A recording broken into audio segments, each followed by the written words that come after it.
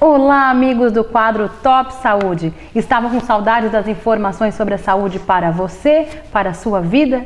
Então, hoje eu estou aqui com um convidado, Júnior Rodrigues, ele que é optometrista. Você não sabe o que é optometrista? Ele vai contar para você. Tudo bem, Júnior? Tudo bem, Ellen. Seja bem-vindo aqui ao quadro Top Saúde. Muito obrigado. Estava meio ansioso para vir fazer o programa, mas vai transcorrer tudo bem. Ah, com certeza. E você é muito inteligente, a gente já estava trocando umas ideias aqui antes da gravação, né? E ele já me explanou aqui, já tirei várias dúvidas acerca dos nossos olhos.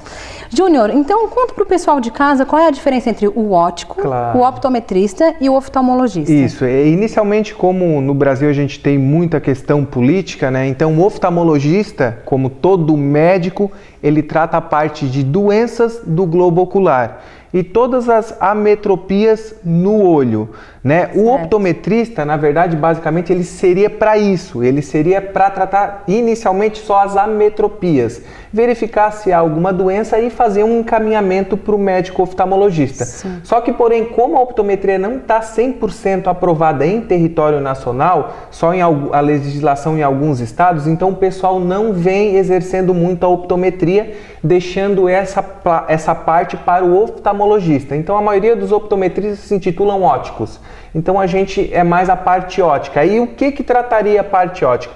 A parte ótica nada mais que seria como se fosse uma farmácia. Você vem com a receita do oftalmologista, a gente transcreve aquilo em uma armação, em um óculos, e a gente faz a fabricação de óculos do óculos para a pessoa. Bacana. Então assim, para o pessoal de casa entender como que é dividido o olho. Isso, na verdade o olho nosso, né, a parte branca do olho a gente costuma chamar de esclera. A parte dela inicial é a parte de oxigenação para o olho, principalmente para a córnea.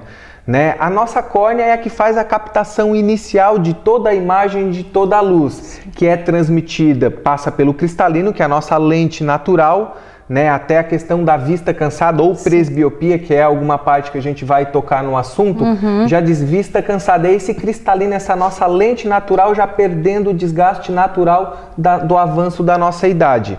Né? E depois a outra... Infelizmente, né? Infelizmente, tipo, hoje se a gente parar para perceber, a gente vê muito jovem usando óculos. Ah, por que motivo? Além do sol, nosso sol já ser mais prejudicial, o computador e a nossa televisão também já são. Eles são, na verdade, transmissores de radiação UV naturais. Então isso é onde vem aconselhando, antigamente até a gente via mais o pessoal com a vista cansada, na idade 40, 50, 60, usando óculos. Hoje em dia não, hoje em dia a gente já pega mais o jovem usando, já devido a isso, a todos esses malefícios. Principalmente também a leitura, né? Hoje em dia os jovens eles estão também fazendo muitas leituras, a questão do vestibular também para o seu próprio conhecimento, a área profissional. Então, querendo ou não, chega um acadêmico a ler 3, 4 livros durante um mês, né? Livros de 200, 300 páginas. Então, não tem como não cansar a vista, né? Até voltando bem lembrado esse teu assunto, né? Essa tua colocação, pelo seguinte, até hoje cientistas já estão e já descobriram uma nova doença, que seria uma doença do século. O nome dela chama-se fadiga ocular. Muitas vezes, muitas pessoas chegam no final da tarde, chegam em casa, se queixam de lacrimejamento, coceira no olho, uma dorzinha de cabeça, não aquela em cima, que é a enxaqueca, e sim aquela dor puxando já a relação à visão. Uma fisgadinha, né? Exatamente, já é relacionada a isso, essa fadiga ocular de muita televisão, cada vez maiores a televisão e muitas horas de computador, muitas horas de leitura, tudo isso, o ideal, até recomendando já no Top Saúde, o ideal é sempre tudo que tu fazer relacionado à visão em 1 hora, 40 minutos, dá uma descansadinha de 10 minutos, para que isso vai te ajudar o teu olho, muitas vezes até se não tem tempo, fecha o olho, reflete, pensa em alguma coisa boa, que isso vai ajudar. E outra coisa também, principalmente passando para o jovem, não esquece, isso já vem dos nossos antigos, da fruta, da salada e da verdura. Isso existe vitaminas dentro que ajudam todo o nosso corpo e também a nossa visão a permanecer boa por mais tempo. Pessoal, olha que dica importantíssima do Júnior Rodrigues. Vamos nos cuidar, não é apenas o externo, o interno também, nossa alimentação tem a ver com a nossa visão.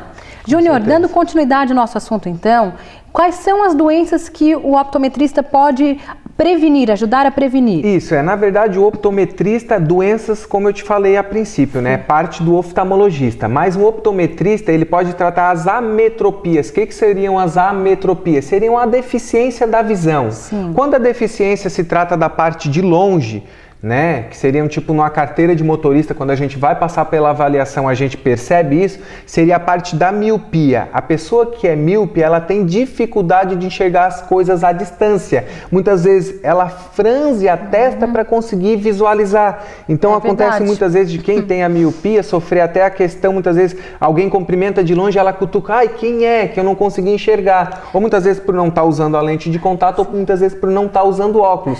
O míope tem essa dificuldade. Já o inverso do hipermétrope, né? Hoje, tipo, um optometrista, ele trata a miopia, ele trata a hipermetropia e o astigmatismo. E também aquela que eu te comentei antes, que é a presbiopia ou vista cansada. Só que disso, ninguém está livre de escapar. Todos nós, até uma criança, quando chegarmos nos 40, 50, a nossa lente natural, que é o cristalino do olho, vai sentir essa dificuldade e a gente vai ter que usar um óculos, aquele óculos para perto. Mas voltando ali às ametropias, né? Então, como eu te falei, a miopia para longe, a hipermetropia para perto, a gente vai perceber como? Quando a gente é novo, a gente lê o papel em qualquer distância. O hipermétrope não, ele começa a distanciar, daqui a pouco ele está pedindo para o filho segurar o jornal para ele conseguir ler. Ele vai no oftalmologista, o oftalmologista vai dar uma receita, ele vai na ótica e o optometrista e o ótico vão fazer um óculos e trazer a imagem para ele, o conforto visual para ele conseguir voltar a ler. Hoje em dia, antigamente, existia mais o óculos para perto. Sim. Aquele óculos que nossos avós usavam na ponta. Na pontinha do nariz. Hoje em dia já não, com a tecnologia, com adventos, a gente já consegue usar o óculos aqui em cima, a parte de cima da lente enxergar para longe e a parte de baixo a miudeza. Aí voltando também às ametropias, o astigmatismo seria a vista dupla. Quando a gente olha para uma letra tanto para longe, o astigmatismo pode ser tanto para longe quanto para perto. A gente vai ler alguma coisa, uma letrinha vai por cima da outra. Isso é o astigmatismo. Aí vem, mas qual a causa, Júnior, de cada um? A miopia muitas vezes é genética. Nasceu, já vai ter. A hipermetropia, como eu te falei, pode ser a questão da idade. E o astigmatismo conta muito, até eu tenho astigmatismo, eu vinha perguntar para o meu oftalmologista o que estava ocorrendo, que o meu astigmatismo estava subindo, porém eu estava usando meu óculos. Ele falou que é a relação da coçar o olho. A coceira. Evitar coçar o olho. Precisou coçar, joga uma aguinha e seca com a toalha. Nunca flexiona a tua córnea. Com essa fricção, tu causa o astigmatismo, que é essa visão dupla, uma letrinha por cima da outra. Não, e olha, a coceira no olho, gente, é uma das piores que tem, né? Porque a gente fica coçando e parece que nunca passa a coceira do olho. Aí tu fica ali esfregando o dedo, ou às vezes até a pessoa, mulher geralmente que tem a unha comprida, fica também levando bactérias, né? Isso aí também também, vocês sofrem mais devido à maquiagem, né? Então todo dia vocês estão se maquiando, maquiam sempre muito bem os olhos e na hora de tirar, então tudo isso faz uma fricção, muitas vezes cai uma pigmentação no olho e dá-lhe coçar. O ideal não é coçar, e sim lavar e com uma toalha felpuda, uma toalha macia, você secar o olho. Tá certo, ó, segunda dica do Júnior Rodrigues. Vamos lá, daqui a pouco ele vai liberando mais dicas pra gente. Isso, voltando também à nossa conversa, né, vamos pra parte dos óculos, né? Eu quero falar sobre as lentes. As lentes, isso, então vamos para as lentes, né? Primeiramente, um breve histórico e também saber, né, por que uma lente hoje demora tanto para chegar ao uso. Confeccionar até o cliente, né? Na verdade, hoje até a logística já aumentou muito mais. Antigamente a gente dependia sempre de grandes centros. Hoje em dia não. Hoje em dia a gente consegue laboratório em Criciúma. O que há 20 anos atrás era Rio de Janeiro, São Paulo, era só nas capitais, né? Exatamente. Até Florianópolis é muito recente, eu acho que em 2010 ou 2009 que a gente teve a contemplação de um laboratório para fazer lentes antirreflexo, multifocais, bifocais e até monofocais. Né, que tudo isso, como eu estava falando, a questão das lentes, isso conta. Hoje em dia, muito cliente usa o famoso multifocal ou visão simples. Quando são jovens, a maioria é visão simples. Certo. Que ele funciona tanto para longe quanto para perto. Já o multifocal, já não. O multifocal, quem usa é sempre aquela pessoa acima dos 40 que tem a dificuldade para longe e para perto, ainda tendo também, ganhando o campo do intermediário, o campo de perto, o campo de longe e o intermediário. Por isso o nome multifocal, multifocos. Ela pega vários focos. Vários focos. Como que está assim hoje em dia as tendências para óculos de sol, óculos de grau, né? Antigamente era aquele óculos quadrado ou redondo demais, o famoso fundo de garrafa, né? Até muitas crianças, quando pequenas, que tinham patologias ligadas à saúde, aos olhos, no caso, elas também sofriam bullying, né? Na verdade, isso, dependendo a metropia da pessoa, acontece com certeza. Sim. Isso. Só que hoje já foi muito disseminado essa questão, porque hoje em dia é moda. Como a mulher troca uma roupa, troca uma bolsa, troca um sapato, eu vejo muitas pessoas entrando na loja pedindo óculos, até sem ter a metropia, sem ter falta de visão. Apenas como um acessório. Como um acessório. Então passou um pouco disso, da gente se sentir inibido no colégio de um uso de óculos. Então essa questão de tendência... Não, hoje é estilo usar um óculos. Então o quadrado, o redondo, aqueles óculos dos nossos avós, é o que estão em alta. O retrô está muito em alta. Na Europa, já desde 2012, o pessoal está usando muitos modelos arredondados e grandes. E o pessoal aqui ainda não aderiu. O pessoal ainda está no quadrado, porque demorou para aderir a essas formas, né? A esses formatos. E muita coisa muito colorida. Então a gente sempre é um pouco tardio nessa questão de moda. Muitos representantes já vêm com a mala com esses modelos arredondados. Mas a gente, como empresário, tem pegado alguma coisa mais mínimo, porque a tendência para nós ela demora um pouquinho. Vai acontecer sempre o quê? Na TV. Se a gente vê a televisão, na Globo, um artista, alguém... pode escrever que essa vai ser nossa futura tendência. A inserção, ela é demorada, né? Então, assim, até a pessoa se acostumar, pegar nas ruas, né? A moda, essa tendência, então demora um pouco. E você falou ali, né? Essa tendência do óculos quadrado, New Age, o óculos gatinho, né? Antes era só óculos de sol, hoje você já vê o óculos de grau, aquele óculos mais puxadinho. Isso mesmo. Né? Eu também, eu acho uma graça, particularmente acho muito lindo. A gente tem bastante procura, né, já devido a esse tipo de tendência. Ajuda da mídia, a mídia ajuda muito a disseminar, principalmente a questão de moda, né? E a moda sempre está junto com a parte ótica. Ninguém quer estar muito bem vestido com aquele óculos totalmente averso que ela está vestindo. Então, vem ocorrendo bastante isso. Isso é importante, isso é importante também, não só cuidar a parte estética, né? Claro. Também cuidar da saúde, lembrando da parte estética, é isso que eu gostaria de colocar, porque hoje é tão bonito você ver a pessoa arrumada, com óculos bem estiloso também, né? É verdade. É bonito, é bacana, tanto para um jovem, quanto um adulto, quanto uma pessoa da terceira idade.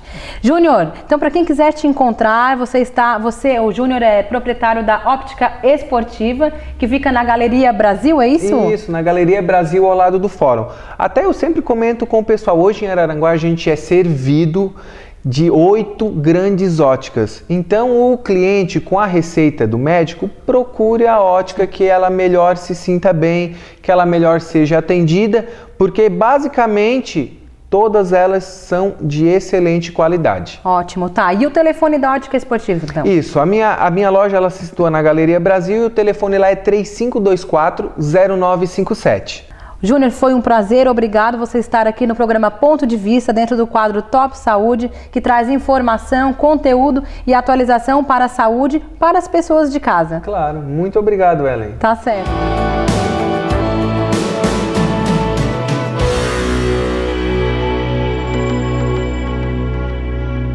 Oi pessoal, de volta com o quadro Desenvolvimento Pessoal. Decidi investir um pouco mais nas questões que envolvem a vida das pessoas. Muitas têm colocado sim o caminho das suas vidas nas mãos do destino. Para esse entendimento das emoções, não nos basta apontar para essas pessoas. Precisamos nos esclarecer com relação ao que acontece, às suas atitudes. Não dá mesmo mais para continuar do jeito que está. Temos que entender as questões relacionadas ao prazer. Sabemos que fomos educados com um sistema muito rude, muito rígido. Os valores inculcaram-nos, nos deixaram aquém das nossas vontades. Hoje temos sim dificuldades de nos expressar. Os nossos corpos, eles sofrem um regime tão grande de expressão que muito pouco nós fazemos com nossas energias.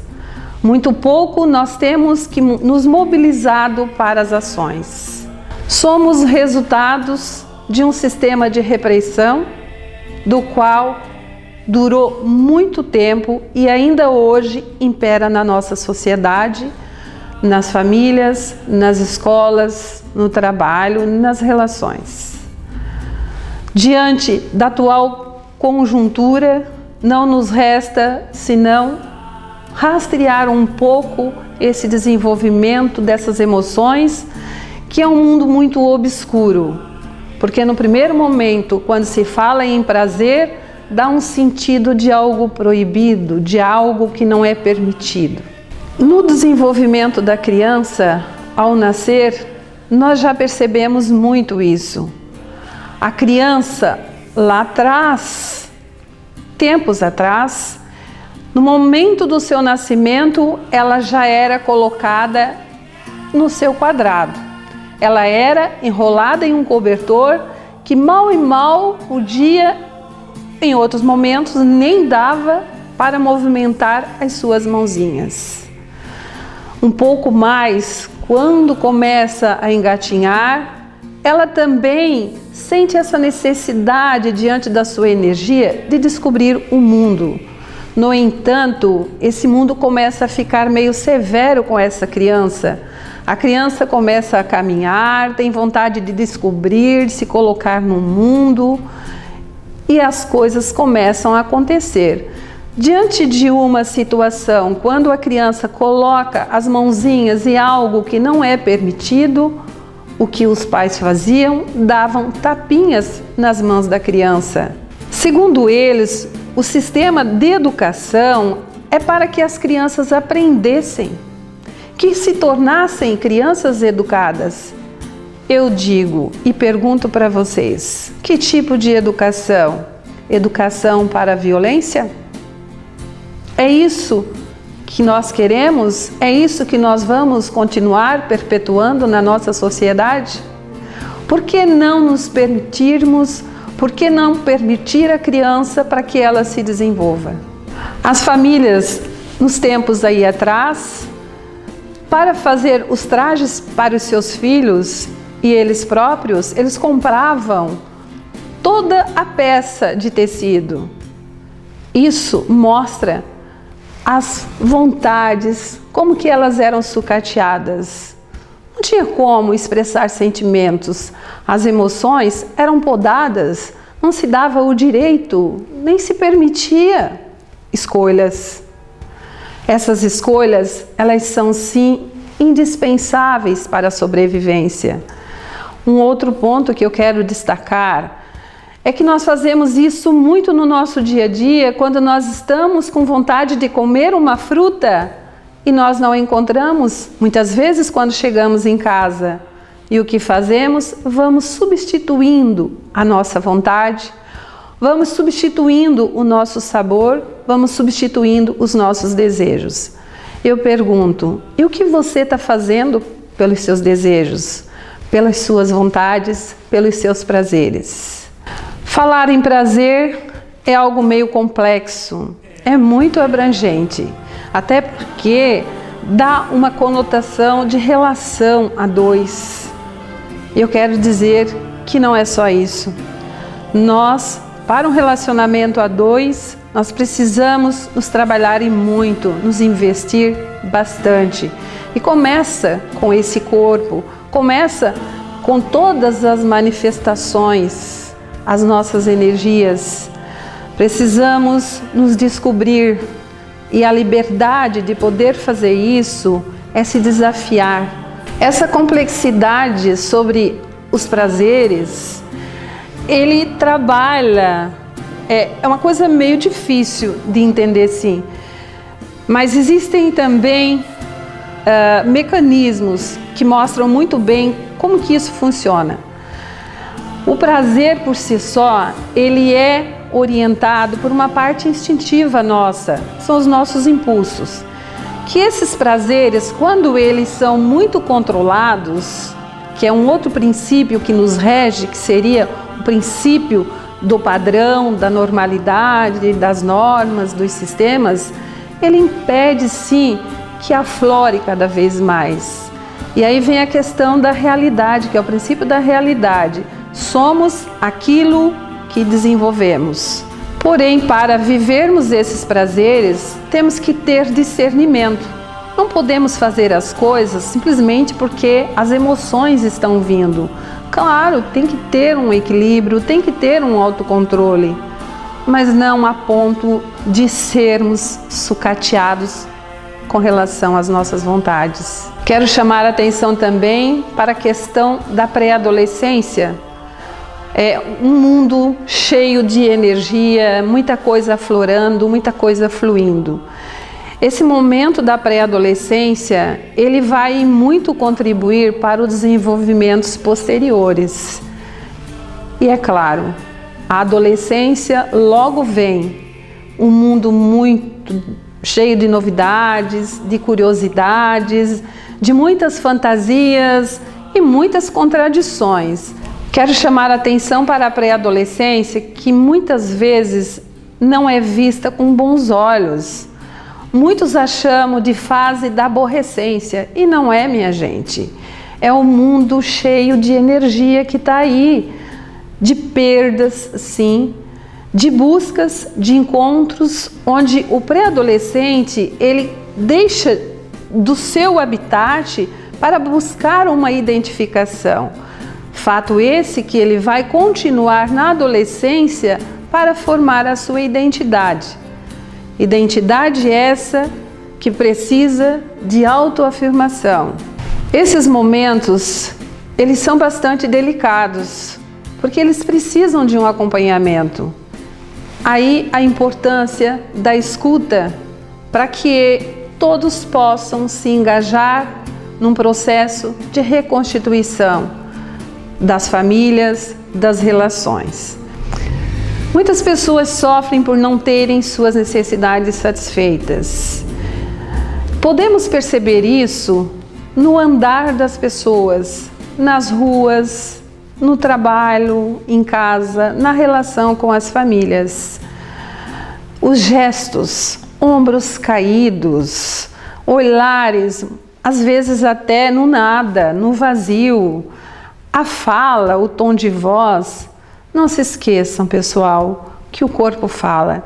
Ele traduz muitas das nossas emoções, daquilo que de fato nós estamos vivendo. Vocês podem olhar ao redor de vocês. Quantas vezes vocês já se depararam com situações que não tem nada para que uma pessoa ela se coloque num mundo tão apática? Eu tenho escutado muito pessoas dizerem assim, mas tem tudo para as pessoas ser felizes. O que está faltando para essa felicidade? Está faltando tudo aquilo que não nos foi proporcionado.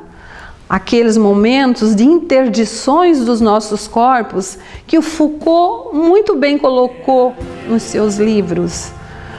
Vamos traçar um novo rumo para a nossa vida, para as nossas metas, para as nossas relações. As emoções, elas são os elos para a concretização de nossas conquistas. Uma pessoa, quando consegue ter qualidade nos seus movimentos, ela produz muito mais. Os seus resultados são muito maiores. As suas vontades, nem se fala. Ela trata tudo com muito carinho, com muito amor. Tem um brilho no que a pessoa está fazendo. É isso então.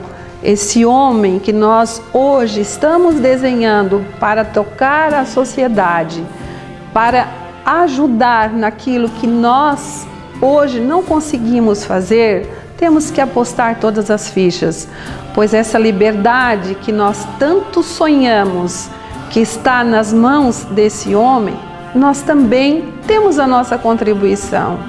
Vamos fazer para que esse homem mereça. O homem, ele é o único ser da natureza que ele pode mudar e alterar o rumo da sua história. No momento que nós respeitarmos tudo que é de mais soberano, no nosso corpo, os nossos prazeres, nós vamos sim tendo mais respeito. Para suspender o que está no silêncio, precisamos investir muito mais neste século. Assim, seremos mais respeitados, mais valorizados e, finalmente, muito mais amados. Sejam felizes!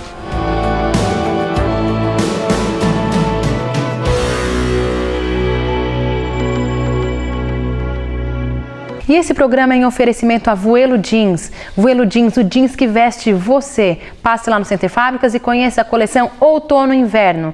E a Provenil, a loja que veste o seu estofado, lá na rua Antônio Bertoncini. Vá lá para conhecer todos os tecidos para cortina e estofado. Eu recomendo. E também o meu agradecimento à Le House, que proporcionou esse estúdio lindo e maravilhoso para trazer muita informação e conteúdo para você, telespectador. Eu fico por aqui e aguardo você na próxima semana.